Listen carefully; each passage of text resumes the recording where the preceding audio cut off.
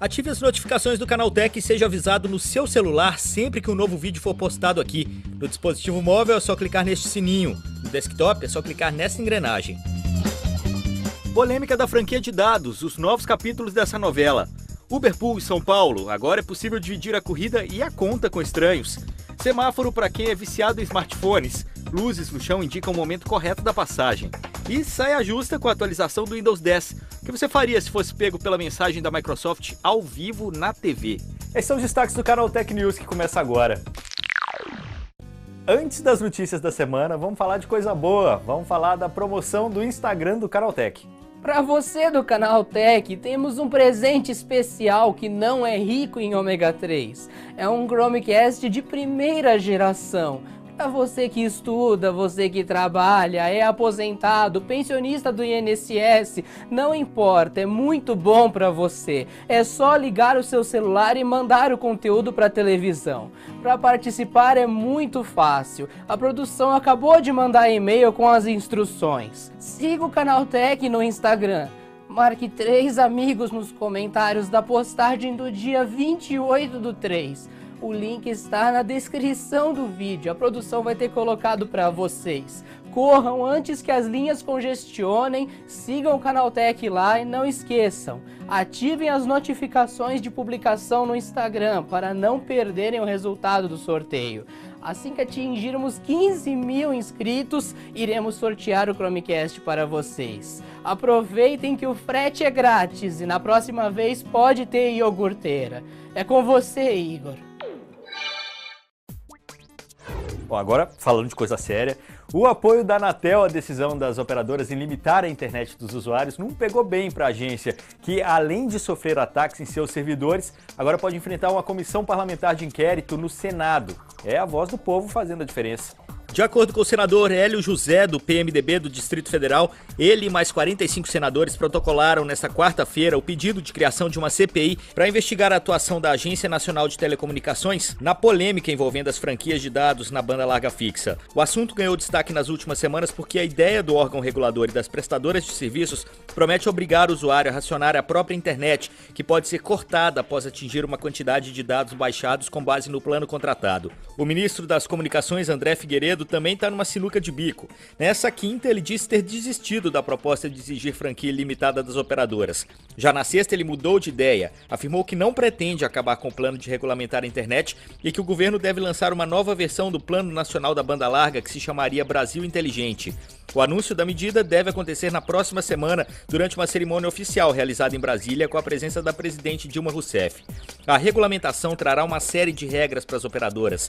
Segundo Figueiredo, o Ministério das Comunicações, em conjunto com a Anatel, irá implementar mudanças no regulamento dos serviços de comunicação multimídia para assegurar que as provedoras ofereçam planos sem limites de dados, além de opções com franquia. Durante uma visita à redação do jornal Estado de São Paulo, nesta sexta-feira, o ministro foi direto e disse aos jornalistas: "Não iremos desistir da banda larga ilimitada." A medida vem como um plano de emergência para impedir que as operadoras de telefonia e banda larga fixa ofereçam apenas planos com franquia definida, como algumas planejavam anteriormente. O ministro ainda disse à imprensa que passou a última semana inteira em reuniões com os chefões das principais empresas desse setor no Brasil e que as fez comprometer-se publicamente a não alterar os contratos já vigentes. Será que essa novela está se encerrando com um final feliz para nós, os consumidores? Vamos aguardar as cenas dos próximos capítulos. Uber não tem se intimidado com as ações de taxistas que tentam barrar o serviço e segue implementando melhorias em seu serviço aqui no Brasil. Quem já gostava de utilizá-lo agora passará a gostar ainda mais, já que a mais recente novidade anunciada pela companhia é o Uberpool em São Paulo. É uma nova modalidade do serviço. Nela, os usuários podem dividir os custos da corrida com outras pessoas que vão para o mesmo lugar. E o melhor, o valor da viagem pode diminuir em até 40% para quem utilizar o UberX, opção mais econômica oferecida pela empresa até então. Por enquanto, o recurso será disponibilizado apenas para a cidade de São Paulo, mas outras cidades devem ganhar a novidade em breve. Para quem é de São Paulo e quiser utilizar o novo recurso, é só solicitar uma corrida normalmente no UberX e colocar seu ponto de partida e chegada. Cada pedido pode ter no máximo 2 pessoas, já contando com você. A viagem pode ser compartilhada com outro usuário que fará o mesmo destino que o seu, contabilizando 4 pessoas ao máximo no carro, fora o motorista. Depois disso, seleciona a opção Carro Compartilhado e logo abaixo Solicitar Pool. O aplicativo vai tentar encontrar pessoas com o mesmo trajeto para finalmente concretizar o compartilhamento. Se o sistema não localizar alguém com uma rota parecida com a sua, você segue a corrida sozinho, pagando o valor normal de UberX. A prefeitura de Augsburg, na Alemanha, resolveu de alguma maneira oficializar um vício bastante comum do mundo moderno. Ela criou uma nova categoria de semáforos especificamente para evitar acidentes entre veículos e usuários de smartphones. O município instalou sinais luminosos no chão de pontos específicos da cidade para alertar os pedestres sobre a aproximação de trens elétricos. O veículo é silencioso e corta toda a cidade. É também um grande causador de atropelamentos, principalmente entre turistas, que, sem saber como o município funciona, acabavam não percebendo a aproximação dos trens. Apenas neste começo de ano foram 2 casos semelhantes em um mesmo local, ambos causados pela desatenção no uso dos smartphones. As luzes piscam em vermelho quando o trem está se aproximando e ficam verdes quando a passagem está livre. Elas ficam no chão, ao lado dos trilhos, e foram posicionadas de maneira que os pedestres as enxerguem em seu campo de visão, mesmo que estejam com os olhos fixados no smartphone. Para a prefeitura, quanto mais sinais desse tipo, maior a segurança no trânsito. A iniciativa também vem sendo estudada por outras cidades da Alemanha, incluindo Munique, onde recentemente uma adolescente de 15 anos foi arrastada por um trem de passageiros depois de não notar sua aproximação enquanto mexia em um smartphone e acabou morrendo. Elon Musk quer aumentar ainda mais o número de donos de carros elétricos. A apresentação do novo Model 3 já rendeu mais de 500 mil unidades vendidas apenas na pré-venda. O Model 3 vai custar cerca de $35 mil ou cerca de R$125 mil sem impostos. Mas a Tesla quer ir além, produzindo veículos ainda mais acessíveis e ao alcance de todos. Apesar de poucos detalhes, Musk deixou claro que nos próximos anos a empresa deve apresentar modelos ainda mais baratos. A ideia da Tesla sempre foi diminuir drasticamente o número de veículos que rodam utilizando combustível fóssil. O futuro deve ser bastante promissor para a empresa, já que em muitos países o mercado de carros elétricos está em constante crescimento, contando com várias estações para recarga nas rodovias, além de diferentes modelos disponíveis para compra. Apesar da cultura dos carros elétricos ainda ser pouco popular no Brasil, quem sabe no futuro poderemos contar com modelos da Tesla sendo vendidos por aqui. O Model 3 já pode ser pré-reservado por brasileiros, mas não foi divulgado o valor de importação, nem se a Tesla tem programado alguma presença maior por aqui, com postos de recarga e reposição de peças, por exemplo. Mudando de assunto, mas continuando com as excentricidades de Elon Musk, ele anunciou nesta quarta-feira em seu perfil do Twitter que sua empresa de exploração comercial do espaço, a SpaceX, está planejando enviar uma nave não tripulada a Marte em 2018. A missão foi chamada de Red Dragon, ou Dragão Vermelho, e enviará uma espaçonave ao planeta vermelho para trazer à Terra amostras coletadas pelo rover da NASA. No Flickr da companhia podemos conferir algumas imagens ilustrativas de como será a espaçonave chamada Dragon 2 e sua chegada a Marte. A cápsula provavelmente será enviada ao espaço com foguetes reutilizáveis, mas precisará de um modelo ainda mais poderoso do que o Falcon 9, que serviu para enviar suprimentos à Estação Espacial Internacional.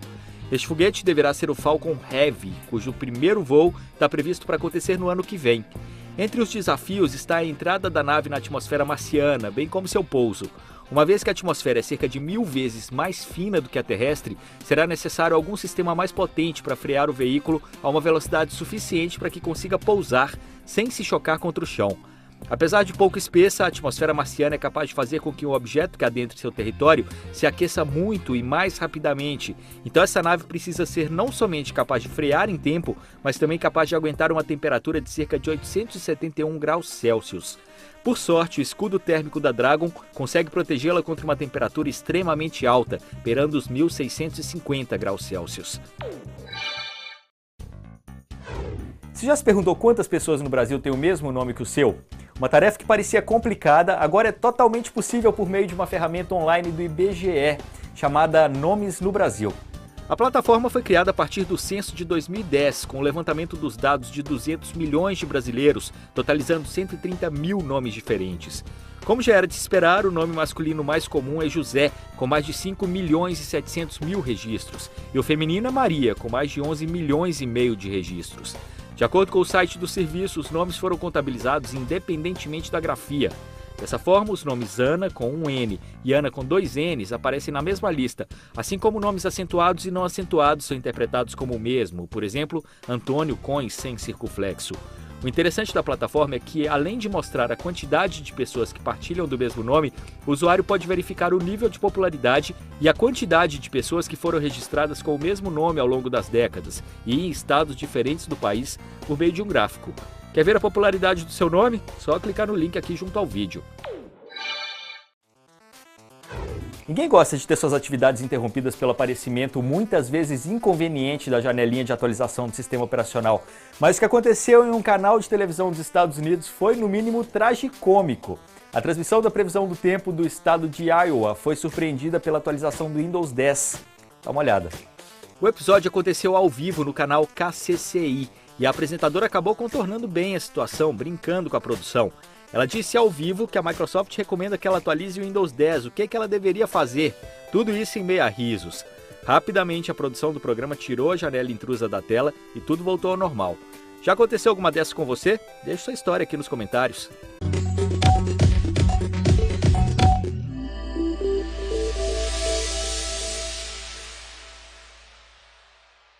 A impressão 3D está cada vez mais popular e facilitando cada vez mais a vida de quem depende principalmente de prototipagem. Aqui ao meu lado está o Paulo Farias, ele é diretor-geral da Stratasys no Brasil. A Stratasys é uma das líderes mundiais, é a líder mundial, né, no mercado de impressão 3D no mundo. Obrigado pela presença, Paulo. Obrigado a você. Bom, a gente está aqui com vários produtos impressos em 3D e esses aqui, a gente que frequenta as feiras internacionais e tudo mais, vê impressão 3D já há algum tempo. Mas essas que você trouxe para a gente realmente são surpreendentes, né? O que acontece de mais diferente nessas impressões que você trouxe para a gente? Bom, na verdade, sempre quando a gente fala de impressão 3D, a gente acha tudo sensacional, né, Igor? E essa tecnologia é uma tecnologia que está evoluindo muito. Nós acabamos de lançar um equipamento que hoje ele consegue fazer a impressão em multimateriais e em cores, o que torna os produtos mais sensacionais, mais do que eles já eram, né? Então, por exemplo, nós temos uma peça aqui, que é essa aqui, feita nessa máquina, que ela já tem, além de material translúcido, né, eu tenho o branco, ou seja, eu consigo fazer qualquer tipo de cor, que ela trabalha já com cian, com magenta e yellow, além de preto e branco, e eu consigo ter materiais rígidos e materiais soft, né, com textura, emborrachados. Esse aqui é muito incrível, né? Uma peça que tem borracha e tem um material mais sólido aqui também. Exatamente. Isso é impresso na mesma impressora, no mesmo momento? No mesmo momento. Mas como que faz para você poder unir essas duas peças? Na verdade, são duas peças em separado. Exatamente. Esse especificamente foi impresso em um material rígido, o miolo, e o material emborrachado, o pneu. Ele foi montado, como você tentou tirar. Essa aqui, neste caso, é montado e o material rígido sofreu uma pintura, que é muito importante. Muita gente pensa, imprimiu 3D porque faz colorido, acabou, tirou da máquina e está pronto. Não.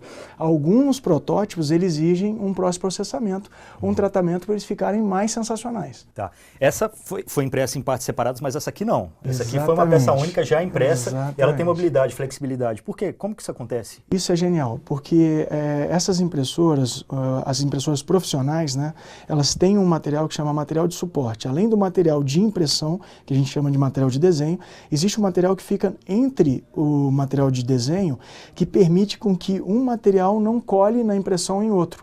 Então você consegue ter partes móveis. Quando essa peça sai da impressora, na verdade, ela sai um bloquinho rígido com esse material que hoje você pode ver. Exatamente, a gente deixa um pouquinho exatamente para ele aparecer. E esse material ele é dissolvido, né? Existem várias maneiras de você tirar. Pode ser quebrando, pode ser dissolvendo, pode ser dando um jato de água. E aí esse material permite você já fazer uma impressão, né, em que você já tem uma peça final que não é montada, mas que ela é móvel, né? Certo. Isso é que é realmente o mais impressionante dessa tecnologia. Agora, você fala muito de impressão 3D atualmente e parece que é uma coisa nova, mas não, a impressão 3D está aí já há muito tempo. Você estava contando caso aí de empresas que trabalham com impressão 3D já desde 95, real no mercado brasileiro, né? Isso. Agora, isso já está mais popular hoje, isso já é uma coisa mais acessível para as empresas que precisam trabalhar com prototipagem, impressão 3D em geral? Sim, o que está acontecendo no mercado, de uma maneira geral, é o seguinte: na base da pirâmide, que é para o mercado de consumo, existe um grande número de novas empresas, de startups, né? Então existem brasileiras, existem multinacionais e o que está popularizando o acesso. Entretanto, esses equipamentos, eles são equipamentos amadores, né? Eles até fazem alguma peça interessante, mas não chegam a ter o nível de profissionalismo que é o que a gente aplica, por exemplo, na nossa tecnologia, tá? Quando você entra dentro de uma grande montadora ou de uma empresa aeroespacial, ele vai querer repetibilidade, ele vai querer acuracidade, ele vai querer resolução, alta resolução. Então, para você conseguir esse tipo de parâmetros físicos dos produtos, das peças, você precisa de equipamentos profissionais. O que difere uma impressora que não é profissional de uma impressora profissional, primeiro é o ambiente de impressão. Numa impressora profissional, você tem um ambiente de impressão controlado, seja do ponto de vista de temperatura, o ambiente em que a peça está sendo produzida, ele está sob controle. Segundo, você tem este material que a gente comentou, que é o material de suporte, que não é feito do mesmo material de desenho. Então, as impressoras mais simples, mais baratas, elas usam o mesmo material, e aí você quebra, mas às vezes você quebrou um pouquinho da peça. Essa impressão é grosseira também, né? Sim, você não tem a resolução, né? Então, principalmente é isso, você ter um ambiente controlado, você tem um material de suporte diferenciado, né? E você ter também essa questão da repetibilidade e acuracidade. Então, você fez uma peça, eu consigo fazer 10 peças exatamente iguais àquela. Falando de funcionalidades, impressão 3D, a gente está falando aí, né, de impressoras 3D mais populares, mais caseiras. A gente mostrou recentemente uma impressora 3D que funciona com um celular. Genial. A gente não sabe até que ponto ela tem essa acuracidade toda que a gente está falando, né? Possivelmente não tem. Possivelmente não tem, mas é muito legal, né? Começa a popularizar. O que eu acho legal e eu acho importante disso tudo, inclusive é uma estratégia corporativa da nossa empresa, é tentar popularizar isso. É sair do uau, que todo mundo olha e fala uau, uau, e falar, tá bom, mas para que serve isso? Ou como eu ganho dinheiro, ou como eu economizo dinheiro, ou ganho tempo, enfim, quais são os ganhos que essa tecnologia vai trazer para a gente. Porque a verdade, Igor, é que a impressão 3D vai mudar a maneira como as coisas são feitas. Então, quando a gente fala de revolução industrial, né, a gente está falando de revolução industrial, a última revolução realmente foi o cheap labor, ou seja, o custo do trabalho barato. Vamos produzir na China. E aí fazemos milhares e sai bem barato. Mas o que tem de novo nisso? O de novo é você conseguir fazer peças finais em impressão 3D. Porque você tira a intervenção humana, então o custo de mão de obra barato, que não tem férias, que não tem, né, as questões mínimas que nós costumamos ter, sai de jogo e aí você passa a ter uma produção que pode retornar aos países onde a criação ainda está. Né? Então sai essa coisa tão forte de ir para a China. Bom, mas a gente tem alguns exemplos aqui de aplicações práticas para o mercado, né? Esse aqui, por exemplo, é genial, né? O que isso aqui traz de diferença para quem precisa de um molde, por exemplo? Isso aqui é impresso em 3D. Exatamente. O processo tradicional, quando a gente fala de mudar a forma como nós fazemos as coisas, o processo tradicional é a usinagem, né? O CNC. Então, para fazer isso em CNC, você leva vários dias e você tem um custo de molde muito caro. O que significa que você tem que ter uma tiragem muito alta para que aquele custo inicial seja pago. Neste caso, além de você conseguir produzir isso em muito menos tempo, você vai ter um custo de molde muito menor. Então você consegue fazer um teste de peça final, no material final a ser injetado, ou seja, um produto real a um custo muito menor. A gente já está falando agora, Igor, e que é um slogan da nossa empresa, que é da prototipagem à peça final, à manufatura. Nós já estamos falando de manufatura aqui. Então, isso aqui aguenta calor, isso aqui aguenta todo o processo de produção. Isso, ele não é para grande tiragem, mas já permite você fazer peças finais com o plástico final, né? Você tem a peça final já na mão. Você falou aí de velocidade de impressão. Hoje, quando a gente pensa numa impressão 3D, você fala, putz, isso aqui vai demorar horas, dias para ser impresso. Você acha que é muito? É, verdade. Você tem uma outra resposta para isso. Justo. Na verdade, tudo começa com essa palavra de impressão, né? Que não deveria se chamar impressão, e sim manufatura aditiva. Porque quando a gente olha a nossa impressora ali e fala, mas a minha impressora é 20 páginas por minuto, 30 páginas por minuto, ou seja, como é que uma impressão pode demorar 3 dias? Entretanto, eu tenho que comparar com o processo tradicional. Como é que eu fazia antes? Eu fazia antes, levava 1 mês, 45 dias. E muito mais caro. $50 mil, hoje eu faço com $1.000. 4 dias nesse sentido, então passa a ser algo muito rápido. Passa a ser uma coisa rápida. Esse aqui também é incrível. Esse aqui é uma peça em fibra de carbono, Mas qual o segredo dessa parte impressa que está aqui dentro? Isso. Essa, de novo, é a história da aplicação, né? E muitas das coisas que a gente desenvolveu em 3D, a gente aprendeu junto com nossos clientes. Então, por exemplo, uma das aplicações mais conhecidas do mundo é uma grande marca famosa de esporte que tem que fazer a parte do escapamento em fibra de carbono. A gente sabe que a fibra de carbono ela tem características físicas muito interessantes para a parte esportiva, né? Então, mas o desafio era, para fazer uma peça dessa, eu preciso envolver algo com a fibra de carbono, porque na verdade é um tecido. E esse tecido ele recebe uma resina e depois esse material vai para um forno, então ele fica rígido.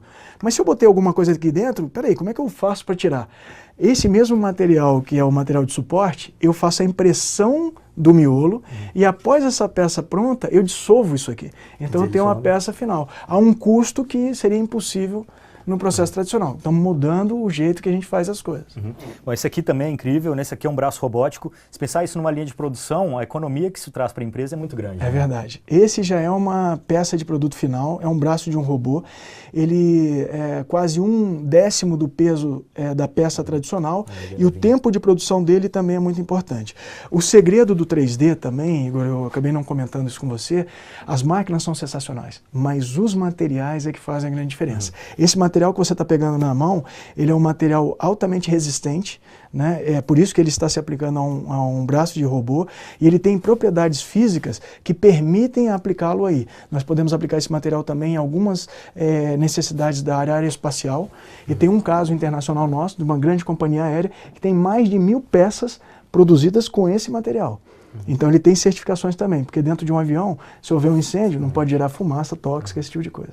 Bom, as aplicações são várias, né? A gente tem também aqui exemplos de saúde. Você estava me contando os casos específicos da área de saúde bem interessantes. Olha, o mais genial, que deixa a gente até um pouco orgulhoso de aplicar a impressão 3D na saúde, é o benefício humano que tem no final das contas. Quando você vê como fazíamos antes, como fazíamos hoje, é uma coisa assim incrível. Então, por exemplo, tem casos que a gente vê, por exemplo, de uma doença óssea, em que você precisa fazer um implante. Antigamente, como é que fazia? Abre o paciente, bota ele na maca, e então, mesmo que você tenha uma radiografia ou algo, você só vai ver realmente os detalhes da doença quando você abrir o paciente. Ali você tem que tomar uma decisão naquele momento e seja ela qual for, você tem que finalizar, porque senão o paciente morre. Pode demorar. Outra coisa é você passar por uma tomografia, a gente imprime aquela área que você tem um problema, por exemplo, um quadril, e ali a gente vê o teu problema impresso, a gente faz o que os médicos chamam de planejamento cirúrgico, são testes feitos sem abrir, sem invadir o seu corpo, depois de tudo planejado, treinado, então sim, vamos para a mesa de cirurgia. A cirurgia ocorre em menos tempo e a recuperação do paciente é muito melhor. Né? Então, a chance de sucesso, que é o que importa no final, é bem maior. Quer dizer, a gente está falando aí de várias aplicações práticas, aplicações para o mercado mesmo, mas a gente também passa, com toda essa história, toda essa revolução da impressão 3D também, a gente passa a falar sobre uma nova forma de olhar para esse mercado, para esse tipo de produto, esse tipo de produção, principalmente no que diz respeito à questão legal, né? Como é que vocês estão trabalhando isso hoje, no sentido de que um projeto desses pode ser disponibilizado na internet e a pessoa imprimir isso em casa, ou, né, a partir do momento que você está falando de uma impressora caseira? Mas aí tem a questão legal, tem a questão da pirataria. Como vocês trabalham isso hoje na empresa? Primeiro, vamos para duas linhas bem opostas, tá? Vamos discutir rapidamente a questão da sigilosidade. Então, se eu tenho um projeto sigiloso, a impressão 3D me ajuda muito, porque eu sou capaz de prototipar, porque o processo de desenvolvimento de um produto é errar e acertar várias vezes. Se eu sou capaz de produzir, produzir novamente, corrigir, eu chego a meu produto final muito mais rapidamente.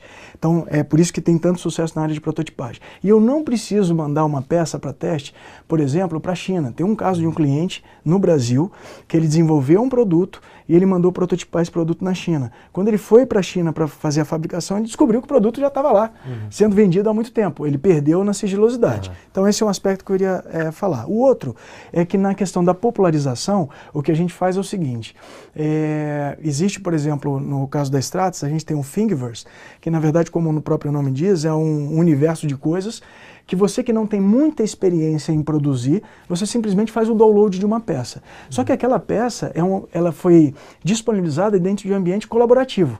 Então eu não tenho esse problema de patente.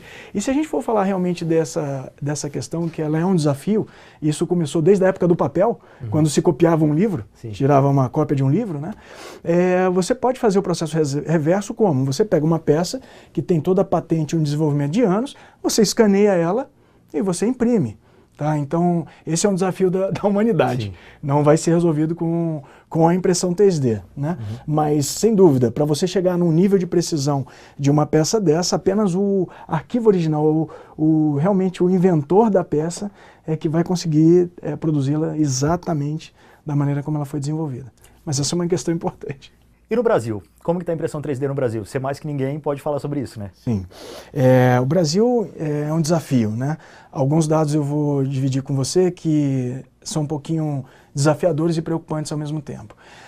O Brasil, a gente não cria muitas patentes. Quando a gente compara o número de patentes que o Brasil produz comparados com outros países bem menores que o nosso, por exemplo, Israel, a gente fica bem envergonhado, né? Então esse é um desafio, porque essa é uma tecnologia que ajuda a produzir. Por outro lado, eu posso dizer que o maior cliente que nós temos como indústria é a indústria da educação. Seja desde um Senai até universidades, o que é muito bom para nós que somos brasileiros, porque a gente está disponibilizando essa tecnologia para os futuros, né, profissionais de cada área. Então, está disponível para que os criativos possam estar produzindo. Então, isso é um ponto muito importante. Falando do ponto de vista de negócio, como nós estamos atrasados na questão de criar, né, nós ficamos um pouco limitados pelo tamanho do mercado de impressão 3D. Mas nós ainda temos uma grande oportunidade. Enquanto os mercados maduros eles já têm grandes bases instaladas dentro das indústrias, nós ainda temos um grande espaço. Tá? Isso é um ponto bem positivo. Outro ponto que a gente também leva sempre em consideração é que como nós estamos indo sempre para produção, né, nós reproduzimos coisas que são criadas fora do Brasil, essa tecnologia se aplica, como a gente acabou de mostrar, né, na peça final. Então, tanto as empresas nacionais quanto as empresas multinacionais podem aqui no mercado brasileiro usufruir das vantagens da tecnologia. Tá, é uma das grandes verticais que a gente não comentou lá no começo, né? Educação. De grande importância no mercado brasileiro, como? De que maneira? Não, na educação eu acho que é onde a impressão 3D pode ajudar mais ainda, né? Em vários aspectos. Por exemplo, na área de medicina, né? Como essa tecnologia permite você imprimir em materiais de diferentes texturas e cores, então você pode treinar os alunos, por exemplo, numa cirurgia, em que você tenha a mesma textura de um paciente de vida real. Ou seja, então não tem mais o grande desafio que são os cadáveres, né? Que é um problema, até uma questão ética muito delicada. Então, sem dúvida. Na área de engenharia, né? Então, vários projetos, a gente já participou de muitos projetos hoje no Brasil, que estudos chegaram a um produto final através da viabilidade de testes utilizando a impressão 3D. Nós temos uma política especial para essa área de ensino, que a gente tanto ajuda no acesso ao equipamento, quanto no material e não só nisso, mas em como divulgar essa tecnologia, como treinar os seus alunos. Então nós temos uma disciplina de 3D que ajuda o professor a como transmitir o conhecimento necessário dessa tecnologia. Mas isso vai desde um nível de grau superior ou uma pós-graduação, né, um doutorado, até o nível médio para poder você facilitar esse acesso, porque são de lá que vêm os futuros profissionais, né? Legal, Paulo. Muito obrigado pela presença, muito obrigado por dividir todo esse conhecimento com a gente aqui também. Obrigado a você, foi um prazer. E o canal Tech News de hoje fica por aqui, mas você sabe, no nosso site tem muito mais conteúdo inédito e exclusivo para você. 6 aplicativos para você atacar de DJ no Android. Novo quadro do Canaltech em texto. Todas as manhãs a gente reúne os principais links sobre tudo o que você precisa saber para começar o seu dia. Se gostou, curta aqui embaixo e assine nosso canal do YouTube. Todos os dias tem vídeo novo para você. Também nos acompanhe no Instagram. Como você sabe, tem promoção rolando por lá. Sexta que vem eu volto com mais um Canaltech News. Até!